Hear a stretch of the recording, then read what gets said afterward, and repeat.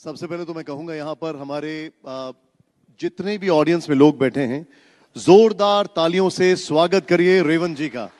Thank you very much. हमारे मंच पर पहली बार आ रहे हैं, बहुत बहुत आभार sir. Thank you very much for finding తెలుగులో స్వాగతం సుస్వాగతం। ओके रेवंत जी, इस वक्त कांग्रेस के 3 मुख्यमंत्री हैं, लेकिन सबसे ज्यादा चर्चा अगर किसी मुख्यमंत्री की है तो वो आप हैं, और इसकी वजह है आपकी एकदम नए स्टाइल ऑफ पॉलिटिक्स। अभी मैं आ रहा था तो एक कांग्रेस के कार्यकर्ता कह रहे थे कि दिल्ली में कितनी भी खिचड़ी पका लो, हैदराबाद की कांग्रेस की जो बिरयानी है उसके आगे नहीं टिकेगी। Your take on it.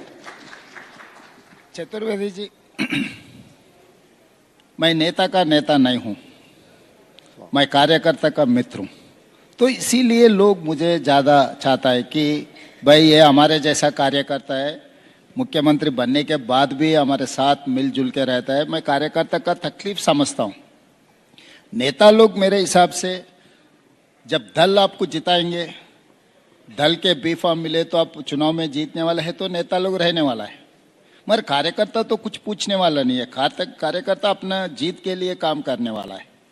इसीलिए मैं हमेशा कार्यकर्ता के जो सोचता है, कार्यकर्ता का जो उम्मीद है, वो उम्मीद को आगे ले जाने के लिए कोशिश करता हूँ। इसीलिए बहुत सारे कार्यकर्ता मुझे पसंद करता है, उतने ही और उससे ज़्यादा नेता लोग तो कैसे भी, अब जब चुनाव में आप जिताना है तो नेता लोग आपके साथ रहने वाला है। तो कभी भी अभी नेता लोग अलग है, कार्यकर्ता लोग अलग है, जनता तीसरा है। तो जनता के लिए आप जो परफॉर्म कर सकते हैं, जनता के लिए आप जो अच्छे काम करने वाले हैं, जो नेता उनके लिए जो वेलफेयर एंड डेवलपमेंट जो कर सकता है, उन लोगों के लिए जनता हमेशा खड़ा होकर मदद देते। और कार्यकर्ता भरोसा के ऊपर काम करते रहते। कार्यकर्ता अपने से कोई लेने के लिए कुछ कोशिश नहीं करते। तो इसीलिए नेता, कार्यकर्ता, जनता, तो मैं कार्यकर्ता का मित्र हूँ। इसीलिए आज जो भी जितना भी मुझे जान पहचान है, इसीलिए वो पहचान है। मैंने आपके लिए इसलिए कहा कि एकदम अलग स्टाइल ऑफ पॉलिटिक्स है, मास कनेक्ट, यूथ कनेक्ट, और इससे पहले हमने कभी नहीं देखा कि कांग्रेस की सभा में इस या किसी भी नेता के लिए इस तरीके से हजारों की भीड़ नाच रही हो।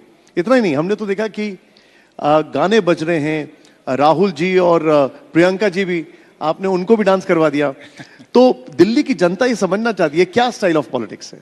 नहीं, तेलंगाना एक वाइब्रेंट प्लेस, तेलंगाना और वेस्ट बंगाल से कनेक्ट है। They are very emotional. तो वो इमोशन को आप समझ सकता है, वो इमोशन को आप अगर आप कैरी करने के लिए कोशिश किए तो जनता अपने आप आपके साथ रहने वाला है। तो तेलंगाना ऐसा जगह है, आप चुनाव में कुछ बेनिफिट है, नहीं तो वेलफेयर में अब संक्षेम में कुछ मिलने वाला है, उसके हिसाब से तेलंगाना की जनता नहीं सोचता है। अब निज़ाम के खिलाफ जो लड़ाई हुआ है, आप देखो, कोई अमीर निज़ाम के खिलाफ नहीं लड़ा। गरीब लोग, दलित, आदिवासी, महिला जैसे लोग निज़ाम के खिलाफ लड़े थे। उसके बाद जब कंबाइंड स्टेट होने के बाद भी first phase of Telangana agitation, students fought for separate Telangana, not leaders. Then नेता लोग आगे, तो वहाँ के I can say DNA। So Telangana DNA is something different from other places, क्योंकि वो लोग एक भरोसा के ऊपर, एक इमोशन के ऊपर लोग डिपेंड होते हैं। तो वो भरोसा कांग्रेस पार्टी ने, कांग्रेस पार्टी के तरफ से मुझे कोशिश किया, उन लोगों को अच्छा लगा कि भाई ये हमारा भाई है, ये हमारा दोस्त है, ये हमारा परिवार है। तो परिवार के साथ जब परिवार में कुछ खुशी हो गए, शादी हो गए, परिवार में कुछ दावत हो गए, नॉर्थ भी हो साउथ भी हो, गाना बजाते, डांस करते। तो जब मैं जलसा में जा रहा हूँ, पब्लिक मीटिंग्स में जा रहा हूँ, कि कांग्रेस कार्यकर्ता के लिए एक शुभ कार्य है। तो वो शुभ कार्य में जो तरीका से लोग वेलकम करना चाह रहे थे, जब कैडर, जब जनता एकदम इमोशनल होकर डांस करना शुरू कर दे, तो राहुल जी, प्रियंका जी भी उनके साथ दे दिए। तो इसीलिए वो समझना बहुत ज़रूरी है। निज़ाम से लेकर first phase of Telangana agitation, second phase of Telangana agitation, separate state of Telangana, ये सब सारे आप सीक्वेंस यहाँ वहाँ लोगों का सोच वो देखे तो हमें पता लगता है कि तेलंगाना में तेलंगाना जनता कैसा सोचते। जब पूरा देश में इंदिरा जी के खिलाफ जब लोग कदम उठाए, मगर तेलंगाना आंध्र प्रदेश में जब out of 42 41 parliament seat she has got. जिस दिन इंदिरा जी शहीद हुए तब तेलंगाना मेदक पार्लियामेंट से रिप्रेजेंट कर रहे थे। तो कांग्रेस पार्टी और तेलंगाना से कोई भी अलग नहीं कर सकता, कोई भी अलग अलग सोच भी नहीं सकता है कि इंदिरा जी जब शहीद हुए थे तब she was representing from Telangana Medak parliament. तो एक परिवार का रिश्ता है तेलंगाना और कांग्रेस और गांधी जी परिवार खासकर। ये परिवार रिश्ता में कोई लेने देने का कोई बात नहीं है, इट्स ओनली इमोशन। आपने जब इमोशन की बात की तो मुझे उस इमोशन से कनेक्टेड एक अफेक्शन आपके लिए वो जो इलेक्शन में सॉन्ग्स होते हैं उनमें दिखा। मुझे इतनी लैंग्वेज तो नहीं आती है लेकिन कुछ वर्ड्स मैंने उसके क्यू इन किए और रजनी जी बताएंगे। शेर का बच्चा आ रहा है, बहादुर योद्धा लड़ रहा है, कांग्रेस का झंडा उठाकर चलने वाला योद्धा, बहुत से नाम दिए गए। रजनी जी सेम सेम तेलुगु में बोला तो कांग्रेस सूर्युడు, टाइगर रेवंत अन्ना, कोडंगल पुली इसका कॉन्स्टिट्यूंसी है, तेलंगाना रणधीरा, तेलंगाना पुली बिड्डा। जिसके पास इतना टाइटल्स नहीं है, इसके पास जितना टाइटल्स है। चतुर्वेदी जी, मैं एक बात कहूं, रामायण देखो, रावण है इसीलिए राम का नाम रोशन हो गए। महाभारत देखो, दुर्योधन है इसीलिए भीम का नाम आगे। तो हर इतिहास में जब जब ताकत वाले विलन रहेंगे तब आम आदमी भी हीरो बन सकता है।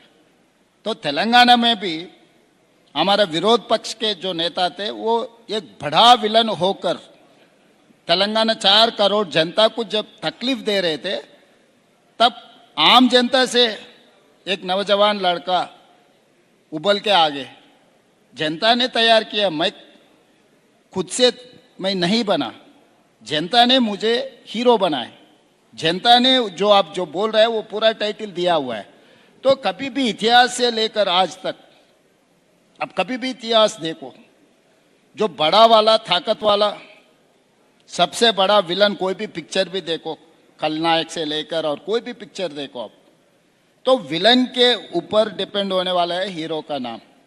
जब अपना स्टोरी में विलन ही नहीं है तो हम हीरो बनेंगे कैसे?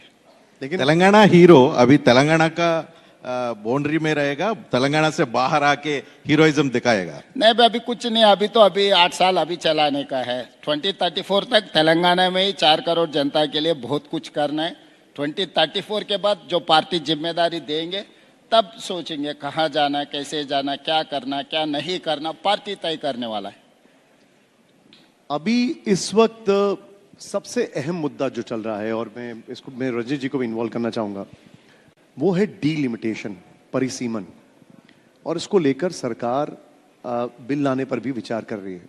आपका टेक इस पर?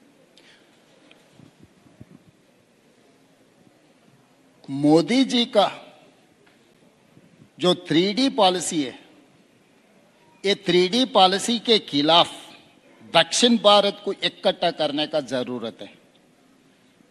Delimitation, devolution, discrimination, Modi 3D के हिसाब से सरकार चलाने के लिए कोशिश कर रहा है। तो मोदी जी के खिलाफ हम, ये 3D के खिलाफ हम लड़ना चाह रहा है।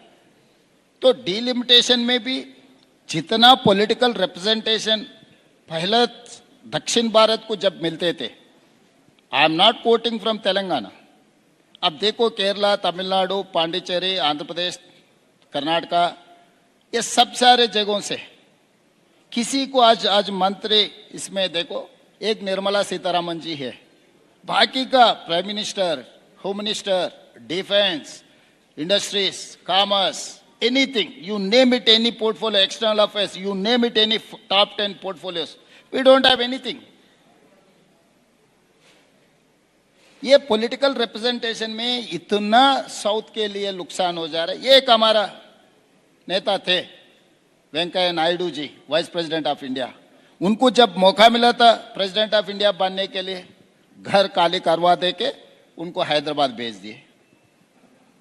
तो हमारा जान पहचान कुछ नहीं है दिल्ली में, नॉर्थ में। तो मोदी जी आने के बाद पॉलिटिकल डिस्क्रिमिनेशन बहुत ज्यादा हो गया। जब इंदिरा जी से लेकर जो ताकत वाले प्राइम मिनिस्टर थे, हर बार नॉर्थ से अगर कोई प्राइम मिनिस्टर बने तो दक्षिण को हम राष्ट्रपति दे रहे थे। लेकिन रेवंत जी, गृह मंत्री जी ने कई बार यह भरोसा दिलाया है कि, और उन्होंने कई बार कहा भी है कि किसी के साथ कोई नाइंसाफी नहीं होगी, किसी भी दक्षिण भारतीय राज्य के साथ कोई नाइंसाफी नहीं होगी। तो प्रॉब्लम क्या है, आपकी नाराजगी क्या है? नहीं नहीं, कहने का अलग है, करने का अलग है। हाथी का दांत खाने का अलग है, दिखाने का अलग है। जो हाथी का दांत दिखता है वो खाने के लिए नहीं है।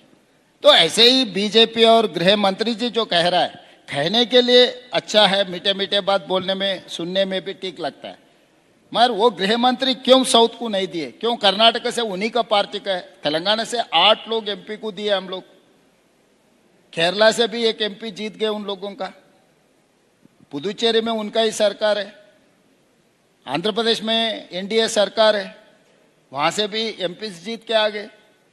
तो इसका मतलब क्या है? हम नहीं चला सकते क्या ये सरकार को? हम नहीं बैठ सकते क्या वो कुर्सी में? तो इसका मतलब deliberately they are doing this mischief. चलो ये छोड़ो, वेंकैया नायडू जी को क्यों राष्ट्रपति नहीं बनाए? मोदी जी गुजरात से जाकर उत्तर प्रदेश से चुनाव लड़ सकते हैं, इस देश का प्रधानमंत्री भी बन सकता है, मगर वेंकैया नायडू जी को राष्ट्रपति बनाने में क्या दिक्कत है? आपका ही पार्टी का है, वो कांग्रेस से आया हुआ नहीं है। जिस दिन से वो विद्यार्थी से लेकर आज तक वो पार्टी छोड़ा नहीं, आइडियोलॉजी छोड़े नहीं, उसी ऑर्गेनाइजेशन का आदमी है, हार्डकोर आरएसएस का है उनके हिसाब से। तो इसका मतलब लोग देख रहा है आप क्या कह रहा है, क्या कर रहा है। तो करने में कहने में फर्क है। तो ये फर्क आगे ठीक नहीं रहेगा। आप साउथ में देखो, जितने भी राष्ट्रपति जी आगे कांग्रेस जब थे, नीलम संजय रेड्डी जी से लेकर बहुत सारे राष्ट्रपति क्यों बने साउथ से? कि जब इंदिरा जी से लेकर नेहरू जी तक जो जो कांग्रेस पार्टी के प्रधानमंत्री थे, तब they wanted to balance, they wanted to give that impression India is one, India is united. तो वो सिस्टम में जब जब के दिल्ली में कांग्रेस सरकार थे, तब तब गृह मंत्री तेलंगाना से, नहीं तो आंध्र प्रदेश से, नहीं तो दक्षिण भारत से होते थे। दक्षिण भारत से प्रधानमंत्री बनाए, राष्ट्रपति बनाए, स्पीकर बनाए दक्षिण भारत से, जेएमसी बालयोगी से लेकर। तो अभी कहाँ है वो सांप्रदाय? कहाँ मिला हमारा हिस्सा 12 साल में? 12 साल में हमारे पहचान कहाँ है? तो ये political discrimination with in the BJP, I am not, बाहर लोगों को बनाने के लिए मैं ये नहीं कह रहा हूं, किसी एनजीओ को ले आके कुर्सी में बिठाओ बोल के मैं नहीं बोल रहा हूं। आपके खुद के नेता के ऊपर आपको भरोसा नहीं है। तो ये अनरेस्ट, इसीलिए आप लोग तेलंगाना एजिटेशन को एक बार स्टडी करने का जरूरत है। 2 smaller states have become one bigger state. They have written some gentleman agreement. They have not implemented at any given time. 69 में इसीलिए आंदोलन आया था, उसके बाद कुछ MOUs हुआ, बाद में भी इम्प्लीमेंट नहीं हुआ। अल्टीमेटली कहाँ तक चला गया? अलग राज्य हो गया तक चला गया। तो जो भी सदर्न का इंटरेस्ट है, डिवोल्यूशन में भी आप अन्याय कर रहा है, पॉलिटिकली आप अन्याय कर रहा है, डिस्क्रिमिनेशन आप दिखा रहे, तो ये सब सारे देश के लिए ठीक नहीं है। तो पॉलिटिकल रिप्रेजेंटेशन आप पूरा देखो, top 10 portfolios, president of India, ऐसे इंपॉर्टेंट पोजीशन में हम लोगों का ये 12 साल में मोदी जी के राज्य में तो हमको मिला ही नहीं। 6th फिंगर जैसा पोस्टिंग्स देने से क्या फायदा? हिसाब किताब लिखने के लिए ठीक है, मगर काम के लिए कोई डीलिमिटेशन ठीक नहीं में, है। अभी डीलिमिटेशन करने के लिए सोच रहे हैं सेंट्रल गवर्नमेंट, 50% सीट्स इंक्रीज करने के लिए सभी स्टेट में, जो भी अभी तक जो सीट्स है ना उसमें 50% इंक्रीज करने के लिए एक प्लान बना रहे हैं। उससे भी नुकसान होगा। तो दैट इज क्या बोलता है, फाइनल बुलेट साउथ के लिए। 10 थप्पड़ मारने से एक गोली मारना ठीक है, जो बोलते हैं ना, ये 10 थप्पड़ छोड़ के अभी गोली मारने के लिए तैयारी कर रहा है। तो इसके लिए हम लोग तैयार होना है, या पलट के लड़ना है या नहीं तो मरना है। मैं आप जो हिसाब से जो अभी जो डिस्कशन आते जा रहा है. I will explain. For example, Tamil Nadu and Puducherry is having 40. 39 Tamil Nadu, 1 Pondicherry, 40. Uttar Pradesh is having 80. They wanted to increase 50%. अभी 40-80 में फर्क है 40. अभी जो इंक्रीज होने वाला है उत्तर प्रदेश का 80 will become an 120. Tamil Nadu and Puducherry में 40 will become an 60. Today is 80-40 में गैप है 40 seats. Tomorrow they are going to increase 40 is going to become an 60. 80 will become an 120. फर्क कितना है? 60. तो आपको दिखेगा 50% ठीक ठाक है, हर जगह में 50% दे रहा है. तो ये 50% कौन सी हिसाब से? हमारा अंतर बढ़ा रहा है. आज 40 है फर्क यूपी एंड तमिलनाडु में, तो आगे आप 60 हो जा रहा है.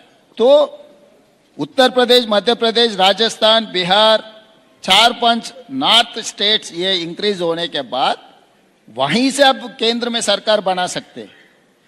Entire south is 130, Kerala 20, 39 Tamil Nadu, 1 Pondicherry, Andhra Pradesh and Telangana 42, Karnataka is 28. Put together 130. 50% increase हो गए तो 195 होने वाला है. तो 195 जब हम बनेंगे, जब 130 में 543 में the difference between south and north is 300 plus minus. तो ये नंबर जब जैसा जैसा 50% बढ़ते जाएंगे तो साउथ का एक सीट का भी जरूरी नहीं है. 815 में अभी ये इंक्रीज होने के बाद 815 बनने वाला है. तो 195 साउथ का पूरा निकाल दो. तो आप ये कह रहे हैं कि इस हिसाब से उत्तर प्रदेश और बिहार की ही 200 सीटें हो जाती हैं और दबाव और बढ़ जाएगा. तो हमारा कोई जरूरत ही नहीं है, हमको कोई पूछने वाला नहीं है. आज सरकार बनाने के लिए कर्नाटक में कुछ सीट का जरूरी है, तेलंगाना से कुछ सीटों का जरूरी है, आंध्र प्रदेश अलायंस का जरूरी है, तमिलनाडु में उन लोगों के लिए कोई अलायंस का जरूरी है. आगे किसी का भी जरूरत नहीं है. आगे किसी दक्षिण भारत से कोई केंद्र सरकार में दिल्ली नेशनल पॉलिटिक्स में हमारे लिए कोई जगह ही नहीं है. हम आना भी बेकार है इतना दूर. जो रेल के, जो विमान के खर्चा भी नुकसान हो जाएंगे हमारे लिए. Political we are going to become an zero. तो ये 50% जो पॉलिसी बोल रहा है उसी में कॉन्स्पिरेसी है. तो वो उससे कोई फायदा नहीं है. Even population, if they wanted to take even population also, that is also will become a problem for us. क्योंकि government of India has given instructions to implement family planning. We have implemented. Now you wanted to punish us. तो मेरा सुझाव ये है कि मोदी जी को यहाँ TV9 platform से आज जो अंतर है, जितना भी इंक्रीज करो, जितना परसेंटेज भी इंक्रीज करो, नॉर्थ साउथ का डिफरेंस उतना ही रहना है. आज 543 में 130 हमारा है, तो 413 उन लोगों का है. सो 113 130 अगर 413 में अब निकाले तो जितना बैलेंस है, गैप है, अब जितना भी बढ़ा उतना ही गैप रहना है. आप 50% करने के वजह से जो एग्जाम्पल बोला है मैं तमिलनाडु उत्तर प्रदेश के, तो 40 will become an 60, 80 will become an 120. आज जो डिफरेंस है 40 है, tomorrow it will become an 60. तो मेरे से क्यों पूछेंगे भाई? बार्गेनिंग किसके साथ में होता है? इक्वल्स के बीच में बार्गेनिंग होता है. बराबर हिस्सेदार से चर्चा हो जाएंगे, बराबर हिस्सेदार के बीच में डील हो जाएंगे. हम हिस्सेदार ही नहीं है, हमारे से कौन चर्चा करने वाला है? इसी मामले में साउथ का जो 5 स्टेट है, यूनिटी से आके सेंटर से फाइट करना पड़ेगा. जरूरत है, जरूरी है. इससे पहले स्टालिन ने एक मीटिंग किया था, उसके बाद मैं तेलंगाना में करने के लिए उसी दिन मैं अनाउंस किया था. तो बाद में सरकार ने इसको सेंसस के बारे में, कास्ट के बारे में कुछ पॉलिसी बनाया. तो हम लोग जब जरूरत है तब बनाने के लिए कोशिश कर रहे थे. आज तो जरूरत आ गए. My elder brother DK Shivakumar ji is here. It is not for political parties. I am not saying that this is favor to BJP, this is against Congress, this is against South India. My line is straight. उत्तर भारत दक्षिण भारत में अंतर बढ़ाने के लिए जो NDA सरकार कोशिश कर रहा है उसको रोकने का जरूरत है। वो रोकने के लिए हम कोशिश करेंगे, हम आवाज सुनाएंगे, क्योंकि तेलंगाना को पता है पहले से, निजाम से लेकर आज कंबाइंड आंध्र प्रदेश तक हम लड़के हासिल किए, किसी ने हमको मुफ्त में नहीं दिया। आज दक्षिण भारत को जो अन्याय हो रहा है, अन्याय करने के लिए जो एनडीए जो कोशिश कर रहा है, ये ठीक नहीं है, ये देश के लिए भी ठीक नहीं है। तमिलनाडु केरला में जो इलेक्शन चलने वाला है उसमें स्लोगन बनेगा ये? या जरूर है। मैं अगर मैं कैंपेन में गए तो मैं यही मुद्दा से बोलूंगा, क्योंकि मोदी जी का हमेशा दल की बात है, देश की बात नहीं है, जनता की बात नहीं है। अपने दल जीत गए तो सब कुछ जीते समझता है, वो ठीक नहीं है। कांग्रेस का फिलॉसफी था पहला देश, बाद में जनता, तीसरा दल। पर भारतीय जनता पार्टी आने के बाद, मोदी जी अमित भाई आने के बाद, दल पहला हो गए, भारतीय कार्यकर्ता और नेता लोग दूसरे हो गए, तीसरे देश हो गए। सो ये देश के लिए जो अच्छा है, इंदिरा जी से लेकर नेहरू जी से लेकर राहुल जी तक देश के लिए हम लोग सोच रहे हैं। हमारे लिए पहला देश, उसके बाद जनता, तीसरे जगह में दल है। मगर भारतीय जनता पार्टी का फिलॉसफी उल्टा है, पहले दल, बाद में पार्टी के कार्यकर्ता नेता लोग, उसके बाद जनता, उसके बाद देश। तो देश के लिए जो अच्छा है वो चर्चा करना। इतना दिन कोई ऑल पार्टी मीटिंग नहीं लगा है, वो डिसाइड करने के बाद आज ऑल पार्टी मीटिंग लगा रहे। आप डिसीजन ले लिए, फिर ऑल पार्टी क्यों? कभी भी आप कोई डिसीजन लेना चाहता है तो तब ऑल पार्टी मीटिंग लगा दो। भाई हम लोग ये सोच रहे हैं, आपका सुझाव क्या है, कैसे आगे जाएंगे, क्या करना चाहिए, टर्म्स ऑफ रेफरेंस क्या रहना है। इससे पहले हम डिलिमिटेशन किए, कौन सी तरीका से किए। जब इंदिरा जी ने किया, जो what were the terms of reference 2002, Atal ji ने डिलिमिटेशन के लिए फिक्स किया था, तो टर्म्स ऑफ टीओआर क्या थे, उसी के ऊपर चर्चा करना था। अभी पूरा डिसाइड हो गए, 50% बढ़ाने का, वुमेन रिजर्वेशन का, सब कुछ डिसाइड कर लिए। सब कुछ डिसाइड होने के बाद हम किस लिए बुला रहे? अब जो बोल रहे हैं वो सुनने के लिए बुला रहे। सो सुनने के लिए हम टीवी 9 में भी सुन सकते हैं ना, फिर जाके बैठकर क्या सुनने का है? सर आप टीवी 9 पर आए, इसके लिए एक बार फिर से वैसे थैंक यू। लेकिन एक और इशू है, और ये सोशल मीडिया पर बहुत ज्यादा आजकल चल रहा है। वो दो मॉडल ऑफ गवर्नेंस है, एक है Telangana model versus Gujarat model of governance. आपकी इस पर क्या राय है? Gujarat model is Modi model, Telangana model is rare model. तो मॉडल में इंडिविजुअल को, इंस्टीट्यूशन को जितना फर्क है उतना ही फर्क है। तेलंगाना में हम काम करने के बाद बोलते, गुजरात में बोलने के बाद काम करने के लिए कोशिश करते हैं। अब इतना चर्चा है गुजरात के डेवलपमेंट के बारे में, चलो will go to Ahmedabad, will go to Hyderabad. आप कंपेयर करो हर चीज़ में, मगर जितना नाम रोशन हो गए, जो गिफ्ट सिटी के बारे में चर्चा कर रहे, तो टैक्स हेवन कंट्रीज सुना है। अभी गुजरात में टैक्स हेवन एक एरिया बना है, तो वहाँ पर आप कुछ भी करो 12 खून माफ है। It's a part of India. तो गुजरात में गिफ्ट सिटी के लिए इतना एग्जाम्पशंस क्यों देना? वहाँ पर जो भी इन्वेस्टमेंट करो वो पैसे कोई देश को लेकर जा सकता है, टैक्स हॉलीडे, सब कुछ बेनिफिट्स दे दिए। तो मोदी जी देश का प्रधानमंत्री, जब वो मुख्यमंत्री थे ठीक था, गुजरात के लिए कोशिश किए इन्वेस्टमेंट्स ले जाने के लिए। प्रधानमंत्री बनकर 12 साल होने के बाद भी मोदी जी कोई भी दूसरे देश से कोई पैसे लगाने के लिए, कोई इन्वेस्टमेंट लगाने के लिए, कोई फैक्ट्री लगाने के लिए आ गए तो मोदी जी दिखाएंगे भाई इधर जाओ। वहां देखे तो गुजरात का डायरेक्शन, एरो मार्क गुजरात के रहता है। क्यों भाई? हम भी हिस्सेदार है इस देश में। उनका पार्टी भी तेलंगाना क्षेत्र में है, उनको भी वोट डाले। मुझे 8 सीट मिले तो उनको भी 8 सीट मिला है तेलंगाना से।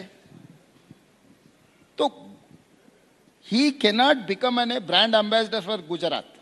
देश का प्रधानमंत्री देश का ब्रांड एम्बेसडर बना है। आप Japan, German, China, South Korea, Taiwan, हर जगह से इन्वेस्टमेंट अट्रैक्ट करो। देश में जहां लोकल टैलेंट है वो टैलेंट के हिसाब से आप पुश करो। सेमीकंडक्टर जो हमारे लिए आया था, आखिरी दिन में निकाल कर और कहीं दिए। सो हर जगह में ये जो तरीका है, जो तरीका से सरकार चलाने के लिए जो कोशिश कर रहा है वो ठीक नहीं है। लेकिन वो सर वो कहते हैं कि ये जो तेलंगाना मॉडल है, ये बीजेपी का आरोप है, ये गुजरात मॉडल से ही इंस्पायर्ड है। भाई मैं किसी का भी वो अच्छा प्रैक्टिस, अभी अभी ब्रिटिशर्स में land acquisition act 1894 land acquisition act till 2013 we have adopted that land acquisition act. तो अंग्रेजों के खिलाफ हम लड़ लिए, आज़ाद ले लिए, शहीद हुए, फिर भी अंग्रेज का जो सिस्टम है हम अडॉप्ट किए। सो अच्छे सिस्टम कहीं पर भी हो, अंग्रेजों से भी सीख सकते, गुजरात से भी सीख सकता है। सो गुजरात के अगर साबरमती रिवर फ्रंट बहुत जबरदस्त बना है बोल के बीजेपी वाले बोलते, हम हमारे टीम को अहमदाबाद भेजा साबरमती रिवर फ्रंट देखने के लिए, including officers, political representative, corporators, MLAs, minister, सबको भेजाया था। हमारे एमपी लोग भी गए। सेम हम लोग Hyderabad Musi river development front बनाने के लिए कोशिश किए तो पूरा बीजेपी वहां बैठकर हम नहीं बना देते, खाली मोदी जी बनाने, रेवंत जी नहीं बनाने। ये क्या तरीका है? मोदी जी बोल सकते हैं ना कि भाई हम लोग अहमदाबाद में एज ए चीफ मिनिस्टर ये हैज डन। वो समय पर अहमदाबाद का मेयर फ्रॉम कांग्रेस के mayor BJP chief minister Modi ji के साथ बैठकर साबरमती रिवर फ्रंट इनिशिएट किए। आज हम लोग हैदराबाद में मूसी रिवर डेवलपमेंट फ्रंट बनाने के लिए कोशिश किए तो क्यों भारतीय जनता पार्टी आंदोलन कर रहा है? इसका जवाब कौन देंगे? अमित भाई देंगे, मोदी जी देंगे? उनके पार्टी को तो बोलना है ना डेवलपमेंट रोकने का नहीं है। तो इन लोगों का सोच एक ही है, भाई जो कुछ भी होगा होना गुजरात में ही होना, बाकी के देश में अगर कुछ भी डेवलपमेंट हो गया ना, इन्वेस्टमेंट वहां जाएंगे, तो हम गरीब दिखे तो वो अमीर दिखेगा। जब हम भी अमीर बन गए ना, उनके हमारे में कोई अंतर नहीं है। लेकिन सर वो कई बार आपके ऊपर आरोप लगाते हैं, उनमें से एक आरोप है कि आप फिजूल खर्ची कर रहे हैं। जैसे मूसी रिवर फ्रंट की अगर बात की जाए तो आप उसमें बहुत विशाल महात्मा गांधी जी की मूर्ति बना रहे हैं, दुनिया की सबसे ऊंची मूर्ति। वो कह रहे हैं हजारों करोड़ उस पर खर्च हो रहे हैं। So it's a political, hardly we are spending 75 crores on Mahatma Gandhi ji statue. So जब कन्याकुमारी में जब महात्मा जी का जो एशेस लगा है दो समुंदर के किनारे पे, और यहाँ पर भी मूसा ईसा नदियों के किनारे में बापू घाट बना है। It's an place of worship. तो वो जगह के लिए कुछ इंपॉर्टेंस है। तो ये फिगर्स तो जो बताते वही हैं, जगह अभी देखो व्हाट्सएप यूनिवर्सिटी है ना, मोदी यूनिवर्सिटी, आपको तो पता है, मैं क्या बोलूं, आपको सबसे ज्यादा पता है। करोड़ों लोग उसी में कारीगर लोग हैं, लाइक करने के लिए 20 रुपये, कमेंट किए तो 100 रुपये। पूरा व्हाट्सएप यूनिवर्सिटी जो चल रहा है, व्हाट्सएप यूनिवर्सिटी जो क्रिएट कर रहा है वही है। मैं officially I have given PowerPoint presentation Taj Krishna, I have invited everyone including NGO, social organization, political parties, all media people I have invited. I have given 3 hours PowerPoint presentation on that phase 1 of Musi. I have told in detail. I have expressed my anguish. क्यों सुधारना है, क्यों ये pollution control करना है, ये नदी ये पानी कहाँ जा रहा है, नलगोंडा में जो जा रहा है वहाँ पर जो फ्लोराइड इफेक्ट है, जितने तकलीफ वहाँ के किसान लोग उठा रहे, महिलाओं ने कितना तकलीफ उठा रहे, सब कुछ आई हैव एक्सप्लेन। फिर भी भारतीय जनता पार्टी का सोचदारे में 1 इंच भी हटे नहीं। वो बीआरएस तेलंगाना में मॉडल पेपर बनाएंगे, अगला दिन ये पढ़ के परीक्षा लिखने वाले है बीजेपी के लिए कोई खुद का कोई सोच ही नहीं है तेलंगाना में। अब जैसे मैं आपको एक और एग्जांपल कोट करता हूं, आप हैं हमारे साथ तो इसलिए इन सारी चीजों पे क्लैरिफिकेशन जरूरी है। जैसे प्राइम मिनिस्टर मोदी का एक विजन है इंडिया राइजिंग 2047। अब वो आरोप लगाते हैं कि इसको कॉपी करके तेलंगाना राइजिंग 2047 बनाया गया है। क्या फर्क है वैसे इसमें? कुछ फर्क नहीं है। कॉपी करना क्या गलती है, क्या गुनाह है क्या? जब मोदी जी देश के लिए he has told that today's our economy is $4 trillion plus economy. He has told that Viksit Bharat 2047 $30 trillion economy के लिए. Similar lines I have taken support from Niti Aayog, ISB.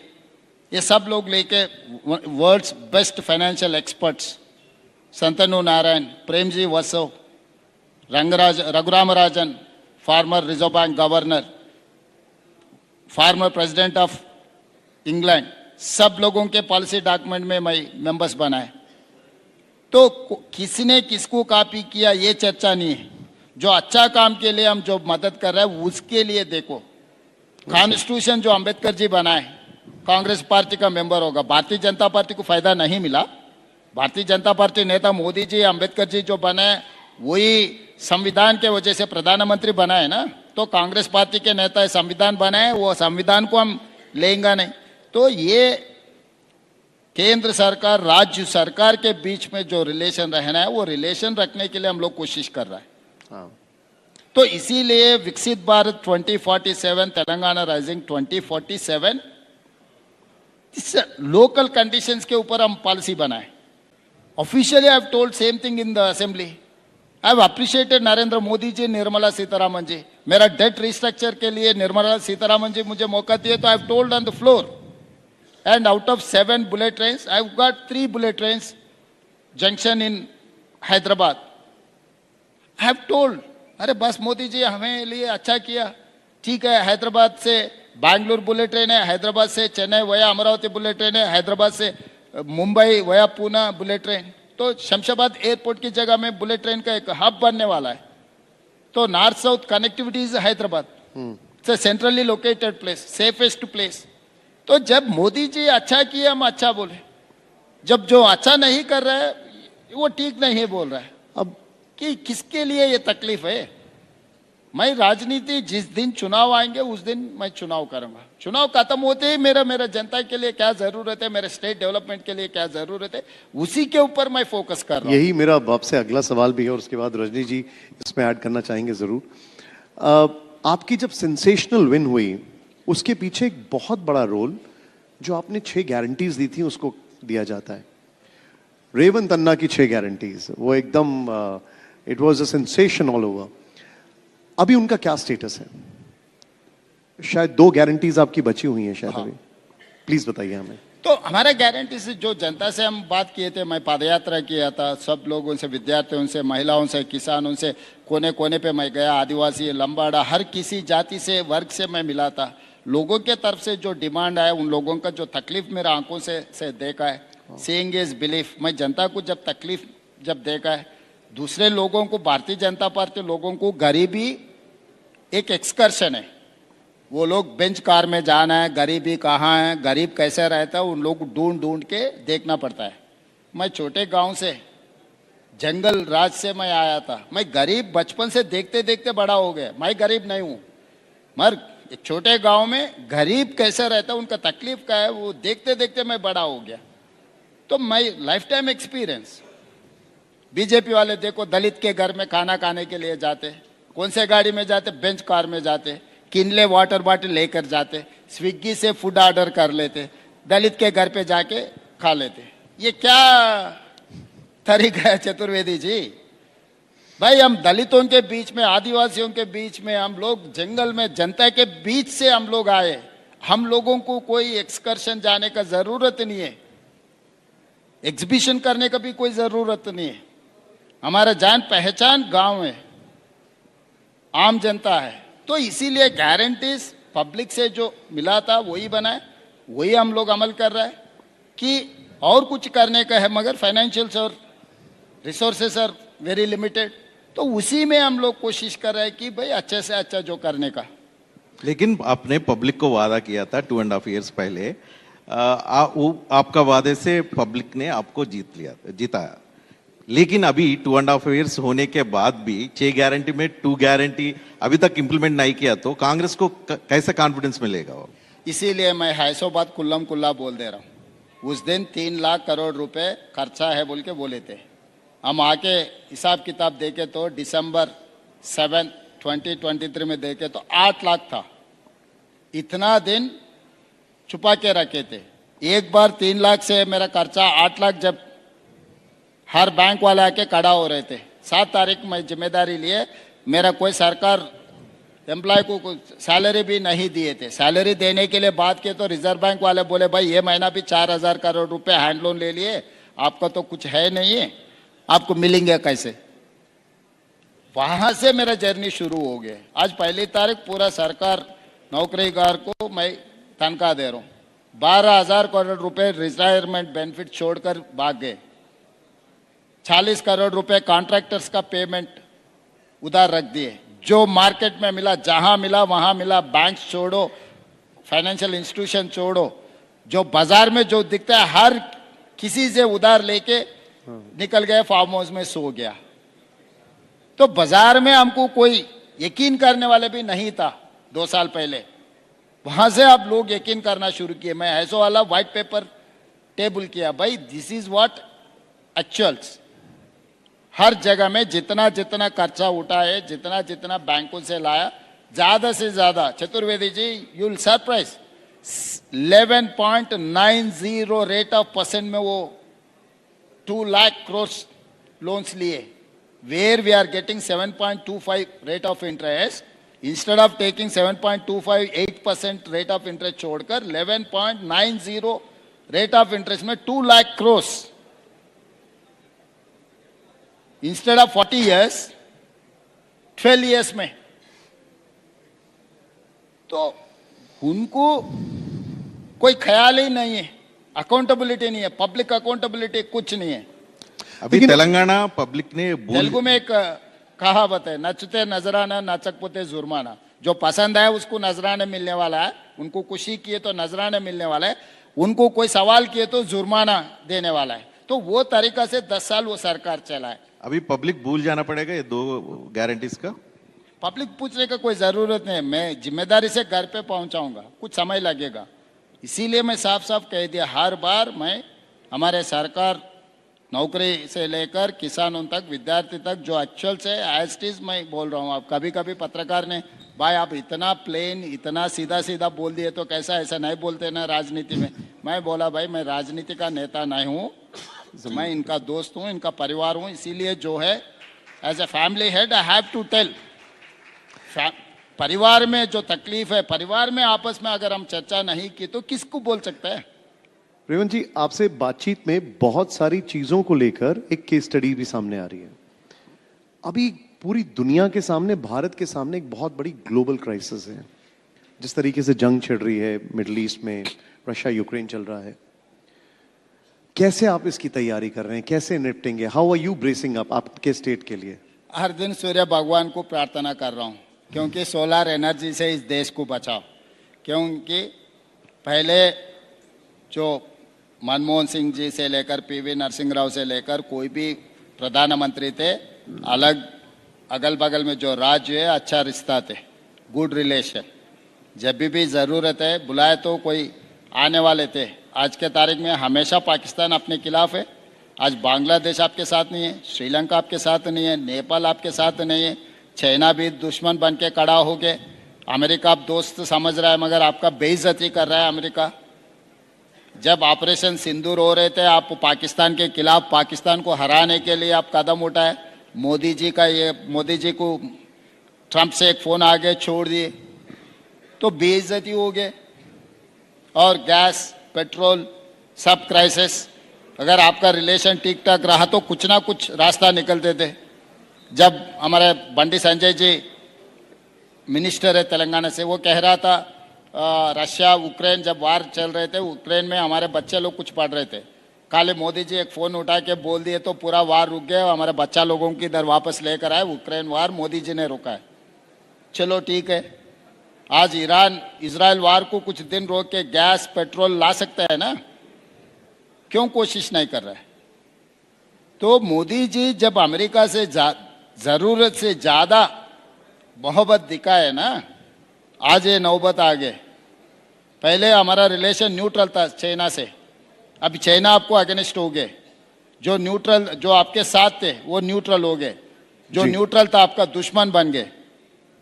तो ये एक्सटर्नल अफेयर्स पॉलिसी में हम fail हो गए। तो ये पॉलिसी, तो फिर हम इतिहास में जा रहा है कि भाई सूर्य भगवान को प्रार्थना करो, जो मिलेगा पत्थर से पत्थर मार के आग बुझाओ, आग समझाओ, खाना पकाओ, खाना खा लो। क्योंकि गैस, पेट्रोल ये सब शॉर्टेज होते जा रहा है। अभी पूरा होने के बाद आज दो दिन असेंबली पार्लियामेंट में कुछ ऐलान किया कि भाई कोविड के समय पर हम लोग इकट्ठा होकर कोविड के खिलाफ जो लड़ा था, इस बार भी ऐसे ही इकट्ठा होने के लिए प्रधानमंत्री जी कह रहा है, ठीक है हम साथ देंगे, मगर जी, आपका अप्रोच जी। क्या है, आपका व्हाट जी। Is your action plan for that? Understood. When you don't have any action plan, हमेशा आपको जब भी तकलीफ आया हम पूरा साथ, मेरे साथ में आके बैठ जाओ, मेरे को आपको डर लगे तो हम पूरा साथ होना है, आपको सब कुछ ठीक ठाक है, हम किसी का जरूरत नहीं है। तो ये तरीका से राज्य चलाना ठीक नहीं है, देश ठीक के है। लिए ठीक नहीं है। तो आज भी जो ट्रंप आपको फोन किया, आप ऑपरेशन सिंदूर रोक दिए, आप ट्रंप को फोन करो, भाई ये इजराइल ईरान वार रोक दो, हमारे लिए कुछ ठीक होने वाला है। रेवंत जी, आपसे बात की, बहुत सारे इश्यूज हाईलाइट हुए, कई सारी case studies I. Wish you all the very best.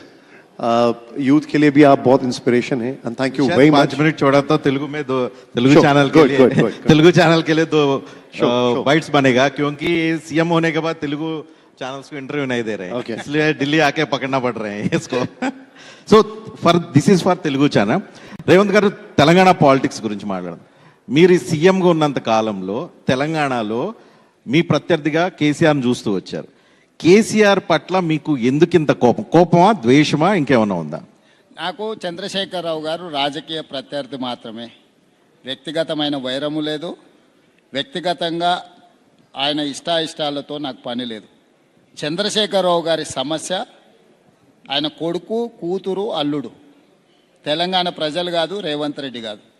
గృహ నిర్బంధం చేసింది వాళ్ళ కుటుంబము. ముఖ్యమంత్రిగా ఉన్నప్పుడే దించి ముఖ్యమంత్రి కావాలనుకున్నది ఆయన కొడుకు. కొడుకు కాకుండా ఏదో రకంగా కావాలని చూస్తున్నది అల్లుడు. మీరిద్దరు కాదు, జైలు సెంటిమెంట్ నాకుంది కాబట్టి నేను అవుతాను కూతురు అంటుంది. ఎందుకంటే జగన్మోహన్ రెడ్డి జైలుకి వెళ్తే ముఖ్యమంత్రి అయ్యిండు, చంద్రబాబు నాయుడు జైలుకి వెళ్తే ముఖ్యమంత్రి అయ్యిండు, రేవంత్ రెడ్డి జైలుకి వెళ్తే ముఖ్యమంత్రి అయ్యిండు. కాబట్టి నేను అందరికంటే ముందు జైలుకి వెళ్ళిన కాబట్టి నేను ముఖ్యమంత్రి కావాలని కూతురు అంటుంది. వారసత్వ రాజకీయాలను నమ్ముకున్న కేటీఆర్ గారు కొడుకును కాబట్టి మేల్ సావెస్టిక్ సొసైటీ ప్రకారం నేను ముఖ్యమంత్రి కావాలంటుండు. ఎన్టీ రామారావు కొడుకులు కాలేదు, అల్లుడే అయ్యిండు కాబట్టి నేను కూడా ముఖ్యమంత్రి అవుతానని హరీష్ రావు గారు అంటున్నారు. ఇన్ని సమస్యలు ఆ కుటుంబంలో ఉన్నప్పుడు కేసీఆర్ గారిని బయటకు రాకుండా ఫామ్ హౌస్లో వాళ్ళే నిర్బంధించినప్పుడు నాకు కేసీఆర్ గారికి ఏం సమస్య ఉంది? నేను చాలాసార్లు చెప్పిన, ఎన్నికలు అయిపోయినాయి, ఎన్నికల్లో ప్రజలు కాంగ్రెస్ పార్టీని గెలిపించిండ్రు, ఆ సమస్య అంతటితో తీరిపోయింది. ఇప్పుడు ప్రతిపక్ష పాత్ర వారు పోషించాలి, వారిని పోషించకుండా వీరు అడ్డుకుంటారు. చంద్రశేఖరరావు గారు సభకు రాకపోవడం వల్ల ఎవరికి అవకాశం వచ్చింది? గవర్నర్ స్పీచ్లో కేటీఆర్కి అవకాశం వచ్చింది, బడ్జెట్లో హరీష్కి అవకాశం వచ్చింది. సో వాళ్ళ మధ్యలోనే పోటీ జరుగుతుంది. రజనీకాంత్ గారు, మీరు ఎప్పుడు కేసీఆర్కి తెలంగాణ ప్రజలతోని, ప్రతిపక్షాలతోని, లేకపోతే పాలకపక్షంతో సమస్య లేదు. వారి సమస్య కుటుంబ సమస్య, వారి సమస్య వాళ్ళ కొడుకు సమస్య. అధికారంలోకి మీరు రాబోతున్నాం అనే నమ్మకం బీఆర్ఎస్ నాయకుల్లో బలంగా వస్తుంది. ఎందుకంటే కాంగ్రెస్ పార్టీ 2 గ్యారెంటీలు ఇంప్లిమెంట్ చేయలేదు కాబట్టి ప్రజల్లో వ్యతిరేకత ఉంది. ఆ వ్యతిరేకత బై డిఫాల్ట్ బీఆర్ఎస్కి ఉపయోగపడుతుంది. మేము అధికారంలోకి వచ్చేస్తున్నామని ఆ పార్టీ అనుకుంటుంది. వాళ్ళకి ఏం చెప్పదలుచుకున్నారా? వాళ్ళు ప్రతిసారి ఇదే అంటారు, పార్లమెంట్ అప్పుడు మొత్తం సీట్లు గెలుస్తామన్నారు, నేను గుండు సున్నా వస్తుందని చెప్పిన, పార్లమెంట్లో గుండు సున్నా వచ్చింది. అసెంబ్లీ అప్పుడు అధికారం కోల్పోయారు, పార్లమెంట్ అప్పుడు సీట్లని కోల్పోయారు, గుండు సున్నా వచ్చింది. తర్వాత జరిగిన ఎన్నికలలో డిపాజిట్లు పోయినాయి. సర్పంచ్ ఎన్నికలలో 66% నేను గెలిచిన, మున్సిపల్ ఎన్నికల్లో 90% నేను గెలిచిన. 2 ఉప ఎన్నికలు జరిగితే కంటోన్మెంట్ కానీ జూబ్లీ హిల్స్ కానీ అన్నీ గెలుస్తున్నామన్నారు. తెలిసిన వాళ్ళకి ఫోన్లు చేసి బెట్లు కూడా కట్టించారు. వీళ్ళని నమ్ముకొని జూబ్లీ హిల్స్లో చాలామంది మిత్రులు మునిగిపోయినరు. 400-500 కోట్లు జూబ్లీ హిల్స్ ఉప ఎన్నికలప్పుడు బెట్ కట్టించండు కేటీఆర్ గారు. సో వాళ్ళందరూ నమ్మినందుకు వాళ్ళు మునిగిపోయినరు. సో జరుగుతున్న ఎన్నికలు, ప్రజలు ఇస్తున్న తీర్పు మీరు కూడా సజీవ సాక్షి, మీ కళ్ళ ముందులనే ఉంది. సో ప్రజలు 94 నుంచి 2004 వరకు 10 సంవత్సరాలు తెలుగుదేశం పార్టీకి ఇచ్చారు.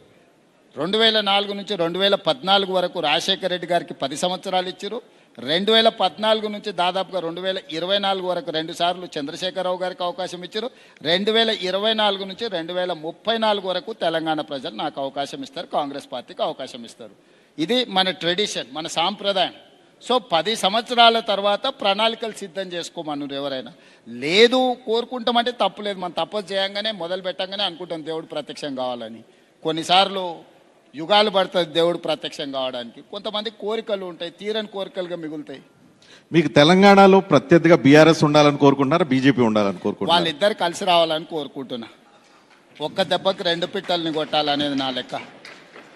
సో వాళ్ళనిద్దరిని వేరే వేరుగా చూడదలుచుకోలేదు. బీఆర్ఎస్ బీజేపీ బంధం ఫెవికల్ బంధం. సో రెండిటిని మడతేసి కొట్టాలనేదే నా లెక్క. మా కాంగ్రెస్ కార్యకర్తలు అందరు సిద్ధమవుతున్నారు. వచ్చే ఎన్నికల్లో బీఆర్ఎస్ బీజేపీ కలిసి వస్తాయి. మేము కాంగ్రెస్ పార్టీ తరఫున వాళ్ళని ఓడిస్తాం. గుడ్ లక్ రేవంత్ గారు. Nishad. Thank you very much sir. मुझे लैंग्वेज तो नहीं समझ में आई but I could see the conviction. Thank you very much sir. Thank you very much. और बट हमारे जो चतुर्वेदी जी, मैं ये कहा 2034 तक हमारा ही सरकार रहेंगे. $1 ट्रिलियन इकोनॉमी बनाने के लिए हम कोशिश करेंगे. आगे कोई भी है All the उसके best. बाद ही प्लान कर लेना. 10 साल नायडू पार्टी को मिला, 10 साल राजशेखर रेड्डी जी को मिला, जी. 10 साल केसीआर को मिला और 10 साल में 2.5 साल जी. हो गए. बाकी का जगह हमारा ही है. तो 2034 तक हम रहेंगे. $1 ट्रिलियन इकोनॉमी तेलंगाना को बना के दिखाएंगे. Okay. 2034 में आपको जी. वहां पर बुलाऊंगा दावत में. थैंक धन्यवाद. You very much sir. Thank you very much. बहुत जोरदार तालियां रेवंत जी के लिए. Honour to have him here.